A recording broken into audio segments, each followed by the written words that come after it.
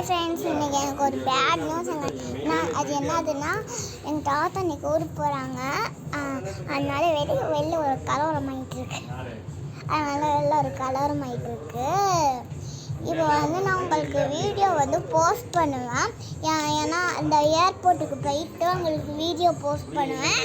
So நான் post பண்ண மாட்டேன், எங்கள் அம்மா தான் போஸ்ட் பண்ணணும்.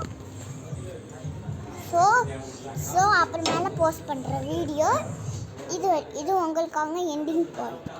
பனானா லீஃப்க்கு வந்துருக்கோம். அங்கே எப்படி இருக்குன்னு பார்க்கலாம் வாங்க.